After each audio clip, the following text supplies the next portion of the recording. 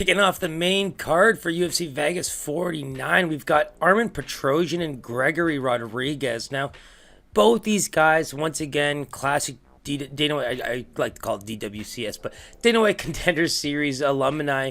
You know, the thing about Gregory's fight is I feel like it was a poor representation of what we've seen from him as a fighter lately. You think of the Jordan Williams loss, getting caught like that. You can tell, especially after the fight, listening to him talk, he was just very disappointed, I think, with that performance. I really believe that he thought he should have done better. He actually came back from that in a big way. We saw him win an LFA title. We saw him come into the UFC on short notice and win. And now he's a 2-0 UFC fighter. And some of the things we love to see from him, right? The power is there. The grappling, his ability to just overpower fighters in a very technical way is something I enjoy the most when it comes to some of these like oversized, powerful. He's got a really nice, structure for that weight class. He's heavy on his feet. He moves his head well. His power shots are big. So that's another thing I want to talk about. You talk about Armen Petrosyan, what we saw from him on the Dana White Contender Series. He almost welcomes the grappling early on, kind of lets his opponent tire themselves up because he knows that's where they're going to go. But then you saw him let loose quite a bit, right? You saw him land those kicks. I really like the combos. I love the way he attacks the body.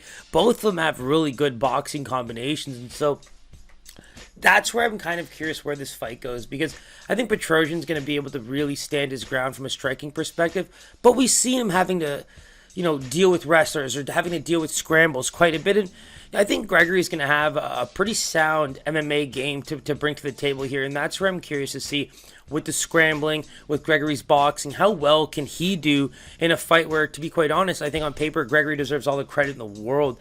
Like I said, we watched him win that LFA title after his loss in the Dana White Contender Series. And the only real thing I see in this fight specifically that kind of worries me is when you look at the Jordan Williams fight, like Gregory does have this thing. Like, he keeps the guard up, but when he throws, he kind of keeps his chin out. There are moments where the guard's kind of weak and you can tell punches can squeeze through. These are the kind of fighters, just like Jordan Williams, you want to be careful with, because if they land, it could definitely send some shockwaves through the body, right? So again, I think you consider how good Gregory's been. You consider the technical aspect. I really want to see him enter those areas of the fight. I would love to see him get those takedowns, work some level changes, especially with that boxing, so we can really steal that control time, ground positioning type of points with the judges, because I think this is going to be hella competitive on the feet. And Gregory, in my opinion, has that plan B a lot more set than I would say Petrosyan does. So for me, I do like Rodrigues as a favorite. I actually put him about a -170, but one bet that I did want to kind of look into as we check out the lines right now is the under. I can see it being fairly juiced, but at the same time, you consider both these guys having been finished in the first round. I really like the concept of both of these guys just going for broke for 3 rounds, and they both seem to be the type that carry that power over, the course of a fight. So it's an interesting bout. I think that the juice might be too high, but we're going to check it out actually together right now.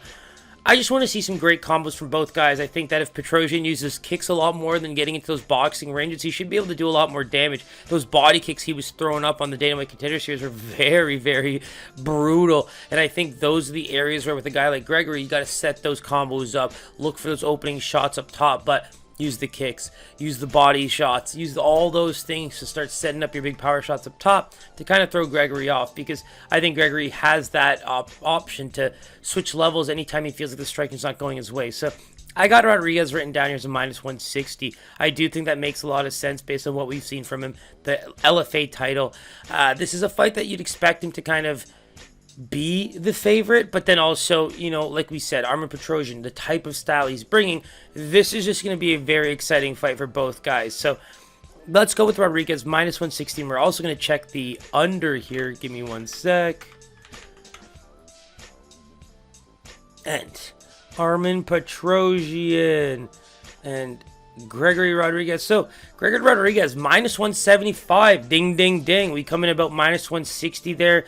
I'm going to say within that 15-point range, we hit that one pretty square on the head, if you will. But I like the line. I think that it respects the idea that Armen Petrosyan might be able to do something big in this fight. I think that there's opportunity for Gregory to move this line into the minus 200s. He's going to have a lot of respect going into fight night. But again, this is a close line from the looks of things. And when you look at the fight to go the distance at minus 334, I don't even know if I would parlay piece that, because these guys could end up really technical for 3 rounds and it goes to decision. I'm just saying, minus 334 doesn't look so hot if that's the case. So maybe the 2.5, if you really like the idea of a finish at minus 275 as a parlay piece, makes sense. I personally think 1.5 for minus 138. I don't know. I think this can turn into, Gregory just riding the ground game for a bit if he needs to early on, and then all of a sudden you're just seeing the second and third rounds out of nowhere. So keep an eye on that fight. I think weigh-ins are going to be really important. Both these guys come in nice and strong, so it's going to be dictated pretty heavily how they're feeling come fight night around that weigh-in time. So I still like Gregory. I think that he has a lot more options to win the fight, so we'll find out come fight night, won't we?